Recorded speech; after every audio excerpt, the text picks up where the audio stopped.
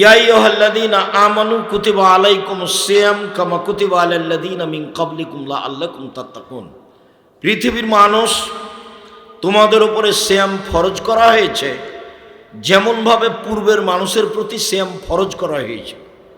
বোঝা যাচ্ছে যে আমরা যেমন রমজান মাসে ফরজ সিয়াম পালন করি, তেমনি অতীতের মানুষও ফরজ সিয়াম পালন করত। এখন তারা কতদিন করত তা উল্লেখ নেই, কত সময় ধরে থাকতো সেটা উল্লেখ নেই। আমাদের জন্য রমজান মাস 1 মাস, এটা আমরা জানি করে আসছি, এবং ফজরের আজান থেকে নিয়ে সূর্য ডোবা পর্যন্ত আমরা খাওয়া পান করা যাবতীয় অপছন্দ কথা কর্ম থেকে বিরত থেকে বলি যে সিয়াম পালন করলাম। চলেন দেখি সিয়াম যে কোনো ইবাদতের সাথে মিল রাখে না, এইটা কিভাবে। আবু সাঈদ খুদরি রাদিয়াল্লাহু তাআলা আনহু বলেন, রাসূল সাল্লাল্লাহু আলাইহি ওয়াসাল্লাম বলেছেন, মান সামা ইয়াওমান ফি সাবিলিল্লাহ বাদাল্লাহু ওয়াজহানিন নারিস সাবিনা খরিফা। কেউ যদি আল্লাহকে সন্তুষ্ট করার জন্য একদিন সিয়াম থাকে, তাহলে আল্লাহ তাকে জাহান্নাম থেকে 70 বছরের পথ দূরে সরিয়ে দিবেন। 1 2 আমর ইবনে আব্বাস রাদিয়াল্লাহু তাআলা আনহু বলেন, রাসূল সাল্লাল্লাহু আলাইহি সাল্লাম বলেছেন, মান সামা ইয়াওমান বুইদাত মিনহু আন-নার মিন মাসিরাতি মিয়াত আম। কেউ যদি আল্লাহকে সন্তুষ্ট করার জন্য একদিন সিয়াম থাকে, তাহলে আল্লাহ জাহান্নামকে তার থেকে 100 বছরের পথ দূরে সরিয়ে দিবেন। উমামা বাহিলি রাদিয়াল্লাহু তাআলা আনহু বলেন, রাসূল সাল্লাল্লাহু আলাইহি ওয়াসাল্লাম বলেছেন, মান সামা ইয়াওমান ফি সাবিলিল্লাহ। কেউ যদি আল্লাহকে সন্তুষ্ট করার জন্য একদিন সিয়াম থাকে, জালাল্লাহু বাইনাহু ওয়া বাইনান নারি খান্দাকাম ওয়া বাইনাস সামাই ওয়াল আরদ, তাহলে তার মাঝে আর জাহান্নামের মাঝে একটা গর্ত খনন করা হবে। যে গর্তের ব্যবধান হলো আকাশ জমিনের ব্যবধান, মানে সেই লোকটাকে জাহান্নাম থেকে 500 বছরের পথ দূরে সরিয়ে দেওয়া হবে। একদিন সিয়াম থাকলে লোকটা জাহান্নাম থেকে সরে যাবে 70 বছরের পথ। 2 একদিন সিয়াম থাকলে লোকটা সরে যাবে জাহান্নাম থেকে 100 বছরের পথ। 3 একদিন সিয়াম থাকলে লোকটা সরে যাবে জাহান্নাম থেকে 500 বছরের পথ। সিয়াম পালন করে নেকি হয় না, জান্নাত হয়। কোন হাদিসে কি বলা হলো যে একদিন সিয়াম পালন করলে 500 নেকি পাবে? অনেক জায়গাতে আল্লাহ রাসূল বলেছেন, আদম সন্তান যে কাজটাই করবে ভালো কাজ 10 নেকি, 1 নেকির কাজ লিখবে 10, বাড়তে থাকবে 700 আরো বেশি। আবার বলছেন, এই শোনো পৃথিবীর মানুষ, কেউ যদি জানাজায় যায় তাহলে 1 কেরাত নেকি, কেউ যদি মাটি দেওয়া পর্যন্ত থাকে তাহলে 2 কেরাত নেকি। তো 1 কেরাত সমান কতটুকু? 1 কেরাত সমান উহুদ পাহাড়ের সমান। তাহলে 2 উহুদ পাহাড়ের সমান নেকি হলো। উহুদ পাহাড় কত দূর? 4 কিলোমিটার প্রশস্ত, 8 কিলোমিটার লম্বা।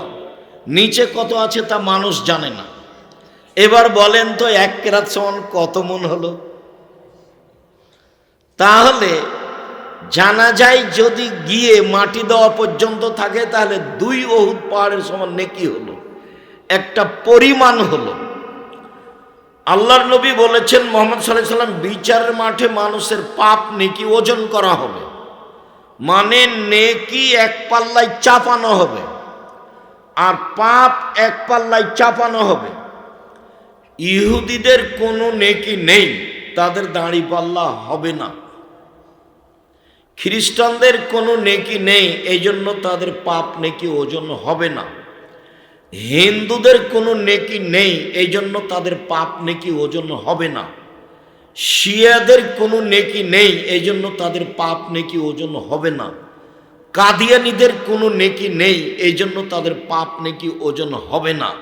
পৃথিবীতে মুসলমান হওয়া সত্ত্বেও যারা আকীদায় মার খেয়ে গেছে, বিশ্বাসে আল্লাহ এবং রাসূলকে মানতে গিয়ে যারা আকীদায় মার খেয়ে গেছে, ওদের পাপ নেকি ওজন হবে না, ওদের দাড়ি পাল্লা হবে না। ওদের ব্যাপারে আল্লাহ বলেছেন, ফালা নকিমু লাহুম ইয়াউমাল কিয়ামাতি ওয়াজনা, আমি তাদের পাপ নেকি ওজন করব না।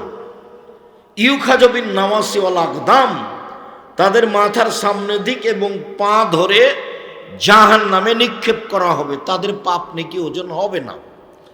মানুষের পাপ নেকি ওজন হবে। আল্লাহ তাআলা বলেন, ফাম্মা মান সাকুলাত মাওয়াজিনুহু ফাহুয়া ফি শাতির রাদিয়া, যার নেকির পাল্লা ভারী হবে তার থাকার জায়গা হবে অতীব সুখ স্বাচ্ছন্দ্যময় জান্নাত। ওয়া আম্মা মান খাফফাত মাওয়াজিনুহু ফাউম্মুহু হাবিয়া, যার নেকির পাল্লা হালকা হয়ে যাবে তার থাকার জায়গা হবে অতীব গভীর গহ্বর হাবিয়া। অমাদ্রাকা মাহিয়া, মুহাম্মদ সাল্লাল্লাহু আলাইহি সাল্লাম আপনি কি বলতে পারেন হাবিয়া নামক জাহান্নামটি কি? আপনার কি জানা আছে হাবিয়া নাম জাহান্নাম কাকে বলে? আমি বলি নারুন হামিয়া, তা হচ্ছে জ্বলন্ত উত্তপ্ত আগুন। যাদের নেকির পাল্লা হালকা হবে তার মানে পাপ নেকি ওজন হবে। তো আমি একদিন সিয়াম থাকলাম, জাহান্নাম 70 বছরের পথ দূরে সরে গেল।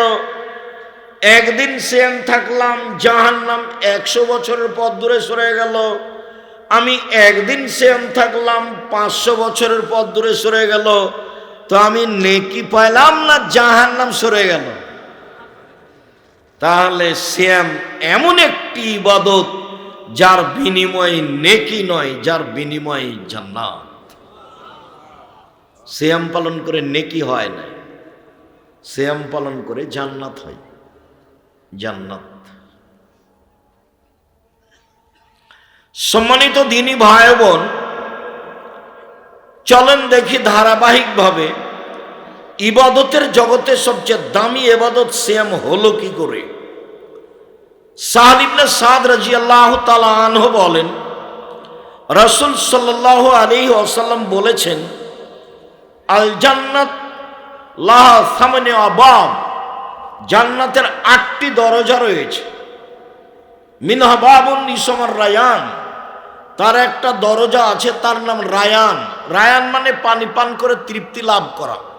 লা ইয়াদখুলুহা ইল্লা সায়েমুন, সেই দরজা দিয়ে সিয়াম পালনকারী ছাড়া কেউ প্রবেশ করতে পারবে না। এই ছেলে, আচ্ছা আপনাদের কি এখানে কেউ দায়িত্ব পালন করে না? কই ওই লোকগুলো দাঁড়িয়ে আছে কেন? আপনি বসেন, আপনি শরম বোধ করেন না কেন? আমি তো আপনার জন্য এসেছি। আপনি কি মনে করছেন যারা হেঁটে চলে গেছে তারা ভালো? তারাকে তো আমি ঘৃণা করি। আমি আব্দুর রাজ্জাক বিন ইউসুফ আপনার জন্য এসেছি। 90 সাল থেকে নিয়ে এখন পর্যন্ত কোনোদিন অপ্রয়োজনীয় কথা বলিনি। 90 সাল থেকে কেসা কাহিনী বলিনি, মাঝহাব নিয়ে কোনো মুখ খুলি না। আপনার জন্য এসেছি। আপনি নিজেকে এত অবুঝ মনে করছেন কেন? গরু ছাগল মনে করছেন কেন? এসেছেন কিছুক্ষণ বসে থাকেন।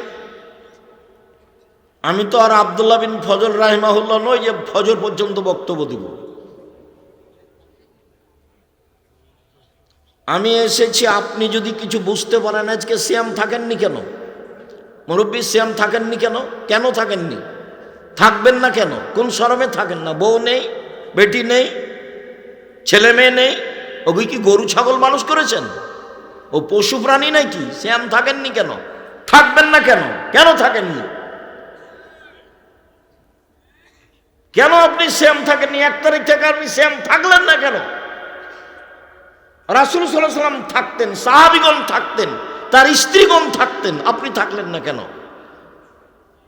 খালি জোরে আমিন বলে নিজেকে আহলে হাদিস দেখান, বুকে হাত বেঁধে নিজেকে আহলে হাদিস দেখান, দল সংগঠন করে মানুষের বদনাম গিবাত করে জান্নাত কিনতে চান, দলীয় দাপট দেখে ক্ষমতা দেখে মানুষকে জেল হাজত দিয়ে রাহাজানি করে লুটতরাজ করে অন্যায় করে অবিরাজ করে চাঁদাবাজি করে জান্নাত কিনতে চান। জান্নাত কি পড়ে আছে? তোমাকে চাঁদাবাজি করতে হবে কেন? ভিক্ষা করে খাও, ভিক্ষা তো মানুষ দিবে। পশু প্রাণীর মতো জীবন কাটাবেন কেন? ভিক্ষা তো মানুষ দিবে। আমি তো বলেছি উপার্জনের পথ চারটে। এক, দিন মজুরি, সন্ধ্যায় টাকা শেষ হবে। দুই, চাকরি, 25 দিনের টাকা শেষ হবে সাধারণত। তিন, জমি চাষ, সমান সমান না হয় লস। জমি চাষ করে সুবিধা পাওয়া যায় না। আমার আব্বা চাষি মানুষ ছিলেন, আমি খুব ভালো বুঝি এটা। চার, ব্যবসা। তখন আল্লাহ রসুল বলছেন, পৃথিবীর মানুষ শুনে রেখো, আত্তাজির আস-সাদুক আল আমিন মা শুহাদা সিদ্দিকুন আল আম্বিয়া। বিচারের মাঠে সত্যবাদী বিশ্বস্ত ব্যবসায়ীরা নবীগণের সাথে জান্নাতে থাকবেন, শহীদদের সাথে জান্নাতে থাকবেন। সত্যবাদী ব্যবসায়ী হলে হামজা রাদিয়াল্লাহু তাআলার সাথে সাক্ষাৎ হবে। সাইয়্যিদুশ শুহাদায়ে হামজা ইবনে আব্দুল মুত্তালিব। আদম থেকে নিয়ে কিয়ামত পর্যন্ত যত মানুষ শহীদ হয়েছে হবে, সবার সর্দার হলেন হামজা রাদিয়াল্লাহু তাআলা। শহীদ হিসাবে সবচেয়ে দামি মানুষ হামজা। এই জন্য বহুদিন বলেছি, শহীদ মিনার তৈরি করলে হামজা রাদিয়াল্লাহু তাআলা শহীদ মিনার তৈরি করতাম। যখন হামজার শহীদ মিনার তৈরি হয়নি, পৃথিবীতে আর কারো শহীদ মিনার তৈরি হবে না। তারা যারা তৈরি করে তারা মুশরিক, তারা অশিক্ষিত, তারা নিম্ন শ্রেণীর মানুষ, তারা ইতর শ্রেণীর মানুষ। খারাপ লাগে বেটা, খারাপ লাগবে কেন?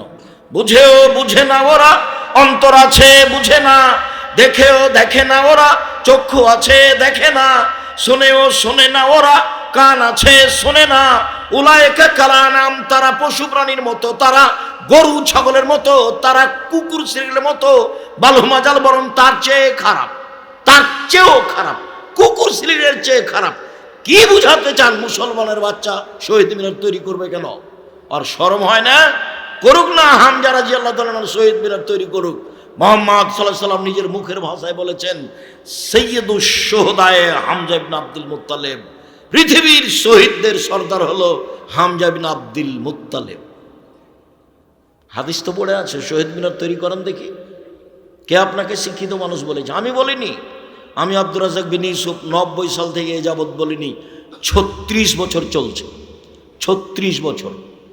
20 বছর আগে এই মাঠে যেভাবে কথা বলেছি ওইভাবেই বলছি। 19-20 হয়নি। 19-20 করা লাগে না।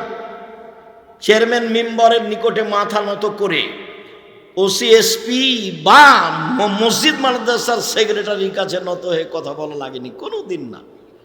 ওকে উঠাতে বসাতে না পারলে আমি ওখানে খুতবাই দিব না? খুতবা দেওয়ার কত ব্যবস্থা করেছে আল্লাহ। আব্দুল্লাহর মক্তব চলে এখন বাংলাদেশে 700। 2 বছরের ফলে যদি 700 মক্তব চলে, তাহলে কত জমা নেবেন আপনি? 110টা প্রতিষ্ঠান আছে জামিয়া সালাফিয়ার সাথে। চলমান জামিয়া সালাফিয়া রূপগঞ্জ নারায়ণগঞ্জ 100 বিঘা জমির ওপরে। চলমান জামিয়া সালাফিয়া রাজশাহী ডাঙ্গিপাড়া 50 বিঘা জমির ওপরে। শুরু হতে যাচ্ছে জামিয়া সালাফিয়া মহিলা শাখা তানোর রাজশাহী 70 বিঘা জমির ওপরে। চলমান জামিয়া সালাফিয়া দিনাজপুরে 20 বিঘা জমির ওপরে। চলমান জামিয়া সালাফিয়া চট্টগ্রাম, চলমান জামিয়া সালাফিয়া বরিশাল, চলমান জামিয়া সালাফিয়া ময়মনসিংহ, আর আরো কত অল্প সময়ের মধ্যে চালু হয়ে যাবে ইনশাআল্লাহ। তো মসজিদের অভাব আছে? জীবনে কোনোদিন আমি কারো ইমাম হয়ে কোথাও খুতবা দিয়েছি এটা আমার মনে পড়ে না। যারা মনে করছে তাদের ভুল হিসাব। সভাপতি সেক্রেটারিকে আমার কথাই হিসাব করতে হবে। আল্লাহ ওইভাবে রেখে দিয়েছেন, কোনোদিন পিছন দিকে নিয়ে যাননি। আপনি পরীক্ষা করে দেখেন, 20 বছর আগে এসেছি কুমিল্লার মাটিতে, যেভাবে ছিলাম ওভাবেই আছে। গতিও পরিবর্তন করা লাগেনি, পোশাকও পরিবর্তন করা, এইভাবেই আছে। আলহামদুলিল্লাহ, আলহামদুলিল্লাহ, আলহামদুলিল্লাহ। 5000-এর বেশি ছেলে মেয়ে পড়াশোনা করে, 5000-এর বেশি। 300-র বেশি শিক্ষক শিক্ষিকা শিক্ষকতা করেন। 45 লক্ষ থেকে প্রায় 1.5 কোটি টাকা এই 2026 সালে বেতন লাগছে মাসে। তো প্রতি মাসে এত টাকা বেতন, 519 জনের বেশি এতিম অসহায় আছে। চলে, জামিয়া সালাফিয়া এভাবেই চলছে, আমি দেখতে পাচ্ছি। 18 থেকে 20,000 পত্রিকা বের হয়, 12 জন মুফতি আছে বড় বড়, দেশ বিদেশের উন্নত মানের যারা শিক্ষিত মানুষ ইন্ডিয়াতে পড়েছেন, মদিনা বিশ্ববিদ্যালয়ে পড়েছেন, তারা ফতোয়া লিখেন আলিতে পত্রিকায়। আলিতে পত্রিকা আছে, কিশলাই পত্রিকা আছে, মাজালাতু সালাফ আরবি পত্রিকা আছে, অনলাইন আলিতে টিভি আছে, প্রেস আছে, সব কিছু পরিপূর্ণ হয়ে আছে। আবার জামিয়া সালাফের অধীনে করজে হাসানা আছে, যেটা দেখছেন। জামিয়া সালাফের অধীনে ইন্টারন্যাশনাল ইংলিশ মিডিয়াম স্কুল আছে, চলমান school Chittagong Agrabad English medium, চলমান স্কুল ইংলিশ মিডিয়াম আপনার মিরপুর 12। সম্মানিত দিনী ভাই বোন, আমি পিছে ওটা দেখতে পাই না। 20, 25, 30 বছর আগে বলেছি,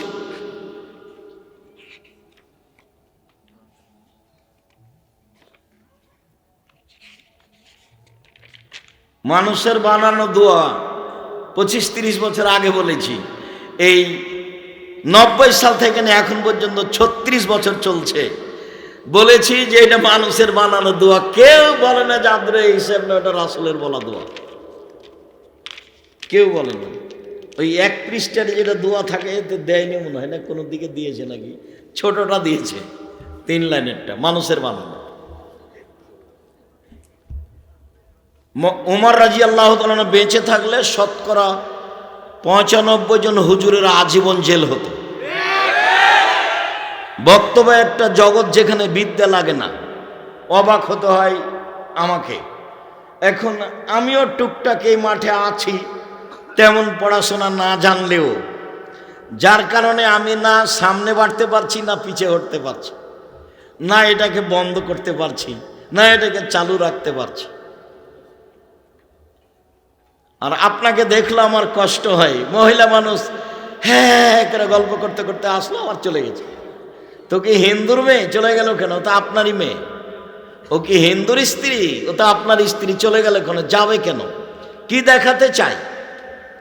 ছোটনার লোকেরা তো এলাকার দিনের জন্য এই কাজ করছে, কিছু করতে না পারে। মাদ্রাসা যখন চালু করতে পারেনি, তখন বলছে অন্তত একটা জালসা চালু করি, মানুষজন কোরআন হাদিস শুনবে একটু। তো মানুষজন কোরআন হাদিস শুনবে বলেই তো এই পদক্ষেপ। তা আপনি বাড়ি চলে গেলেন কেন? কিছুক্ষণ অপেক্ষা করলেন না কেন? আপনি মহিলা মানুষ, আপনার শরম হলো না কেন? কি সমস্যা? দেবরের সাথে এসেছিলেন, গল্প করতে অসুবিধা হলো, আবার চলে গেলেন। এটা তো কুমিল্লা বাড়ি ঘেরা লাগে না, সাতক্ষীরার মতো।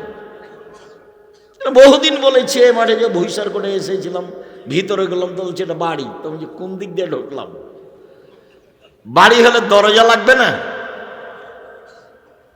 কি খবর ভাইজান? কই যারা আপনারা আছেন, বাড়ি হলে দরজা লাগবে না নাকি? একটা বাহির দরজা লাগবে, যেটাতে সালাম দিয়ে ঢুকতে হবে। রাসূল সাল্লাল্লাহু আলাইহি ওয়াসাল্লাম বলছেন 3 শ্রেণীর মানুষের জিম্মেদার আল্লাহ। 1, যে দরজায় সালাম দিয়ে ঢোকে, তার জিম্মেদার কে? আল্লাহ। তা আপনার দরজায় না তো সালাম দিবেন কোথায়? তা আল্লাহ জিম্মেদার হবে কেমনে?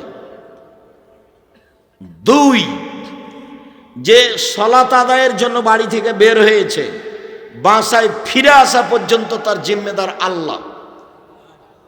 3, যে যুদ্ধের পথে বের হয়েছে, জেহাদের পথে, বাড়িতে ফিরে আসা পর্যন্ত জিম্মেদার আল্লাহ। যদি মারা যায় জান্নাত, জিম্মেদার আল্লাহ। যদি ফিরে আসে অনেক বড় সফলতা। সালাম দিয়ে ঢুকবে বাড়িতে, যতক্ষণ আছে জিম্মেদার আল্লাহ। যদি বেঁচে থাকে অনেক ভালো, যদি মরে যাই তাহলে পাপ ক্ষমা, ও তো আল্লাহ জিম্মেদার। তো সালাম দিয়ে যে ঢুকবেন, তো বাড়ির দরজায় তো নাই, সালাম দিবেন কোথায়? ভুল হিসাব। আগামীকাল সন্ধ্যা হতে হতে বাড়ির চতুর্দিক ঘেরবেন, একটা দরজা রাখবেন, ইট দিয়ে হোক, চটছালা দিয়ে হোক, একটা কিছু দিয়ে হোক, সবাই সালাম দিয়ে ঢুকবেন। আপনি বাধ্য। চাঁপাই নবাবগঞ্জের ভাষায় আদেশ, আপনাকে তো সালাম দিয়ে ঢুকতে হবে, আপনার বাপকে ঢুকতে হবে। মানে সালাম দিয়েই বাড়িতে ঢুকতে হবে, এটা আদেশ। নেতারা কথা বলছে বিসমিল্লাহির রহমানির রহিম, জনগণের নেতৃত্ব দিবে ওই এমপি মন্ত্রী, ও মানুষকে সালাম দিতে জানে না। আল্লাহ রাসূল বলছেন না, সালাম ও কাবলাল কালামে, কথা বলার পূর্বে সালাম, হাদিস সহিহ। আল্লাহ রাসূল বলছেন যে মান কাল্লামা বিগাইরি সালামিন ফালা তুজিবু, কেউ যদি সালাম ছাড়াই কথা বলে, যখনই বিসমিল্লাহির রহমানির রহিম বলে কথা শুরু করলো, তখন মানুষের উচিত হবে হেঁটে চলে যাওয়া। কেন? ও আল্লাহ রাসূল বলছেন যে তার উত্তর নেই। ও কথা বলা শুরু করলো কেন? সালাম ছাড়া। সালাম ছাড়া কথা বলা শুরু করাই অপরাধ। নিজের মুসলমানের পরিচয় দিতে পারেনি। সম্মানিত দিনী ভাই বোন, বলছিলাম এক খেয়ালে চেয়ে থাকবেন। রাসূল সাল্লাল্লাহু আলাইহি সাল্লাম বললেন, জান্নাতের দরজা ৮টি, তার একটা দরজার নাম রায়ান, মানে পানি পান করলে আর কোনোদিন পিপাসিত হবে না, তার নাম রায়ান। এজা দাখালা আখিরুহুম উগলিকা, যখন শেষ ব্যক্তি জান্নাতে প্রবেশ করবে তখন এই দরজা বন্ধ করা হবে। কথাটি আরো স্পষ্ট করে বলি, বুখারী মুসলিমের হাদিসে এসেছে, মানুষ যখন জান্নাতে প্রবেশ করবে তখন ফেরেশতাগণ ডাকবেন, আসো, যারা দান করেছে এই দরজা দিয়ে আসো, যারা সালাত আদায় করেছে এই দরজা দিয়ে আসো, যারা হজ করেছে এই দরজা দিয়ে আসো, যারা সিয়াম পালন করেছে এই দরজা দিয়ে আসো। আবু বকর সিদ্দিক রাদিয়াল্লাহু তাআলা আনহু বললেন, আল্লাহর নবী, বিচারের মাঠে এমন কোন ব্যক্তি হবে যাকে সব দরজা থেকেই ডাকা হবে? আল্লাহ রাসূল বললেন, হ্যাঁ, তুমি তার মধ্যে। যেটা মূল কথা, সিয়াম পালনকারী শেষ ব্যক্তি ঢুকে গেলে দরজা বন্ধ করা হবে, তখনও বাকিগুলো খোলা আছে। তার মানে হজ করে সালাত আদায়ের দরজা দিয়ে ঢুকতে পাবে, সালাত আদায় করে হজের দরজা দিয়ে ঢুকতে পাবে, কিন্তু সিয়াম ছাড়া এই দরজা দিয়ে কেউ ঢুকতে পাবে না। ইবাদতের জগতে সবচেয়ে ব্যতিক্রম দামি ইবাদত হলো সিয়াম। সম্মানিত দিনী ভাই বোন, উমামা বাহিলী রাদিয়াল্লাহু তাআলা আনহু বলেন, রাসূল সাল্লাল্লাহু আলাইহি ওয়াসাল্লামকে তিনি বললেন, মুরনি বিআমালিন, আল্লাহর নবী আমাকে একটা আমলের কথা বলেন যাতে আমি জান্নাতে চলে যাব। আল্লাহ রাসূল বললেন, আলাইকা বিসম ফাইনাহু লা মিসলা লাহু, উমামা, তুমি সিয়াম পালন করো। ইবাদতের জগতে সিয়ামের মতো কোনো ইবাদত নেই। এইটা হলো সিয়াম আর এটা হলো সালাত। কেউ যদি বলে সালাত সিয়ামের মতো তাহলে ভুল হবে। এটা হলো সিয়াম, এটা হলো হজ। কেউ যদি বলে হজ সিয়ামের মতো তাহলে ভুল হবে। রাসূল সাল্লাল্লাহু আলাইহি সাল্লাম বললেন, ইবাদতের জগতে সিয়ামের মতো কোনো ইবাদত নেই। এই ছেলে, অপেক্ষা করো, কিছুক্ষণ অপেক্ষা করো, ধৈর্যের পরিচয় দাও। কি করবা? ধৈর্যের পরিচয় দাও, কিছুক্ষণ অপেক্ষা করো। উমামা বাহিলী রাদিয়াল্লাহু তাআলা আনহু বলেন, আমি আল্লাহর নবীকে বললাম, আল্লাহর নবী একটা আমলের কথা বলেন যাতে আমি জান্নাতে চলে যাব। রাসূল সাল্লাল্লাহু আলাইহি সাল্লাম বললেন, উমামা, আলাইকা বিসম ফাইনাহু লা ইদরা লাহু, তুমি সিয়াম পালন করো।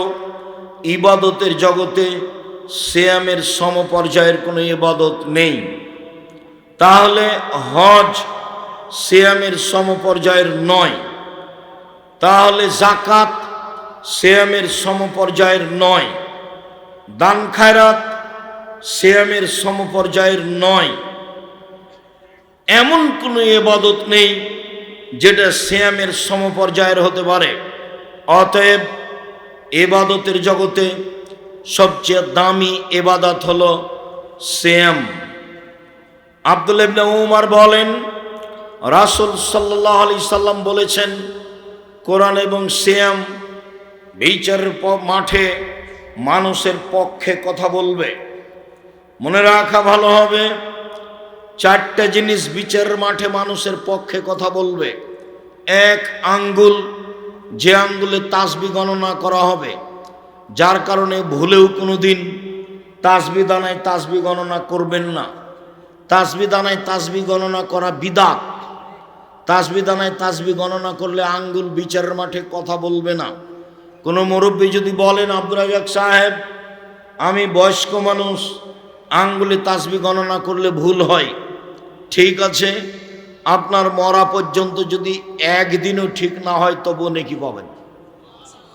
কেন? এটাই রাসূলের পদ্ধতি। আঙ্গুলেই তাসবিহ গণনা করবেন, বিচারের মাঠে আঙ্গুল কথা বলবে।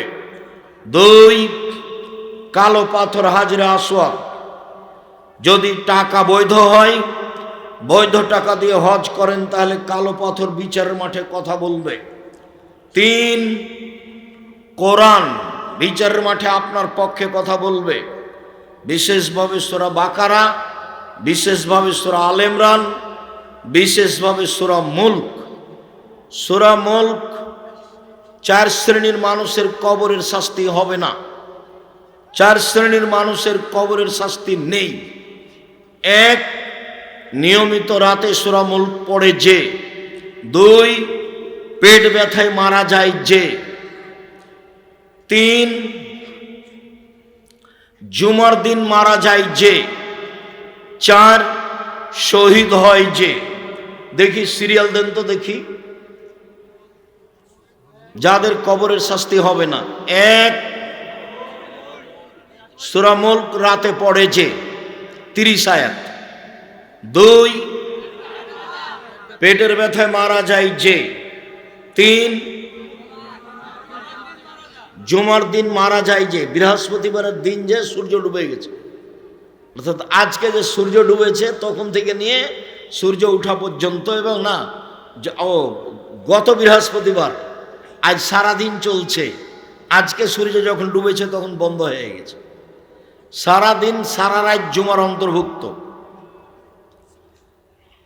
যেমনই জুমার দিন সূর্য ডুবে গেছে তেমন শেষ হয়ে গেছে। চালু হয়েছিল কখন বলেন তো?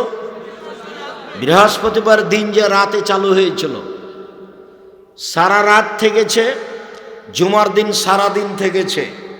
এই সময়ে মারা গেলে তার কবরের শাস্তি হবে না, এই কথা মুহাম্মদ সাল্লাল্লাহু আলাইহি সাল্লাম বলেছেন। চার, শহীদ হয় যে, তার কবরের শাস্তি হবে না। একটু বাড়ির দিকে যাবেন আর বলতে থাকবেন, আরো 2-3টা কথা আছে, বাড়ির দিকে যাবেন আর বলতে থাকবেন। মোবাইলের অবস্থা দেখবেন না, মোবাইল আপনার ক্ষতি করেছে, আরো করবে, তার প্রতীক্ষমান হয়ে আছে। সম্মানিত দিনী ভাই বোন, বলছিলাম সিয়াম বিচারের মাঠে কথা বলবে। সিয়াম বলবে প্রতিপালক, রব্বি মানাতহু তাওমা শাহওয়াতা ফাসাফিনি ফিহে, লোকটাকে আমি দিনে খেতে দিনি, মন মতো চলতে দিনি। লোকটাকে আমি দিনে খেতে দিনি, মন মতো চলতে দিনি। তুমি আমার কথা শোনো, একে জান্নাতে দাও। সিয়াম কথা বলবে, তখন আল্লাহ বলবেন ঠিক আছে দিলাম। আবু হুরায়রা রাদিয়াল্লাহু তাআলা আনহু বলেন, রাসূল সাল্লাল্লাহু আলাইহি সাল্লাম বলেছেন, কুল্লু আমাল ইবনে আদম ইজাফুল হাসানাতু বিআশরি আমসালিহা ইলা 700 যায়ফ। আদম সন্তানের সব নেকি 10 লেখা হয়, বাড়তে বাড়তে 700, আরো আরো আরো। কাল আল্লাহ তাআলা, আল্লাহ তাআলা বলেন, পৃথিবীর মানুষ শুনে রেখো, ইল্লা সাওমা, তবে সিয়াম, ফাইন্নাহু লি, সিয়াম আমার জন্য, ওয়ানা আজিজি বিহি, সিয়ামের প্রতিদান আমি দিব, ওয়ালা আজলি ইয়াদা শাহওয়াতুহু তামাহু, আমার কারণেই তো সে দুইটা জিনিস ছেড়ে দিয়েছে। এক, দিনে খায়নি। দুই, প্রবৃত্তি মেনে চলেনি। প্রবৃত্তি কাকে বলে? দাড়ি প্রত্যেকদিন চাঁচে যে সে প্রবৃত্তিকে মেনে চলে, দেখি মানে কিনা, কাল থেকে আর দাড়ি ছাঁটবে না, তখন বুঝবো যে ও আর প্রবৃত্তিকে মানে না। হট, প্রবৃত্তি কি জিনিস? ওর 5 পয়সা দাম দিনে, দাড়ি যেভাবে আছে সেভাবেই থাকবে। টাকনোর নিচে প্যান্ট পরবে না, যদি আছে বা যায় তাহলে বুঝতে হবে ও প্রবৃত্তিকে মেনে চলে। তার মানে ও রোজা থাকে, শ্যাম থাকে না। রোজা মানে উপবাস থাকা, আর শ্যাম মানে বিরত থাকা। মিথ্যা কথায় ব্যবসা করে যে, দাগাবাজি করে যে, জুয়াচুরি করে যে, চাঁদাবাজি করে যে, মানুষকে জেল হাজতে দেয় যে, বদনাম করে যে, গীবাত করে যে, মানুষকে অপমান খাটো করে যে, সে রোজা থাকে, শ্যাম থাকে না। সে রোজা থাকে, শ্যাম থাকে না। সে রোজা থাকে, শ্যাম থাকে না। সে মনের প্রবৃত্তির অনুসরণ করে। আল্লাহ বলছেন, আমি তাকে নিজ হাতে প্রতিদান দিব কেন? আমার কারণেই তো প্রবৃত্তি ছেড়ে দিয়েছে। আমার কারণেই তো মেয়েটা দেবরের সাথে কথা বলে না, মোবাইলে কারোর সাথে কথা বলে না, প্রবৃত্তি ছেড়ে দিয়েছে। আমার কারণেই তো মেয়েটা নখ কেটে ছোট করে রেখেছে, নখে নেইল পালিশ দেয় না। আমার কারণেই তো সে পুরুষের পোশাক পরে না। যেসব নারী পুরুষের পোশাক পরে ওদের উপরে অভিশাপ, ওদের উপরে অভিশাপ, ওদের উপরে অভিশাপ। যারা নখ বড় রাখে ওদের উপরে অভিশাপ, যারা নখে নেইল পালিশ দেয় তাদের উপরে অভিশাপ। তারা মনের অনুসরণ করে, তারা জাহান্নামে যাবে। তারা রোজা থাকে, সিয়াম থাকে না। রাসূল সাল্লাল্লাহু আলাইহি সাল্লাম বলেন, হজবাতিন নার বিশাহওয়াত হজবাতিল জান্নাত বিল মাকারিহ। পানি দিয়ে, জাহান্নামকে ঘেরা আছে মনের ইচ্ছা দিয়ে, জাহান্নামকে ঘেরা আছে প্রবৃত্তি দিয়ে, আর জান্নাতকে ঘেরা আছে নিয়ম নীতি দিয়ে। জান্নাতকে ঘেরা আছে ত্যাগ, তিতিক্ষা, কষ্ট, ক্লেশ, অনেক কিছু দিয়ে জান্নাতকে ঘেরা আছে। সম্মানিত দিনী ভাই বোন, আল্লাহ তাআলা বলেন, আমি তাকে নিজ হাতে প্রতিদান দিব, এই জন্য যে আমার কারণেই খাদ্য ছেড়ে দিয়েছে, আমার কারণে প্রবৃত্তি ছেড়ে দিয়েছে।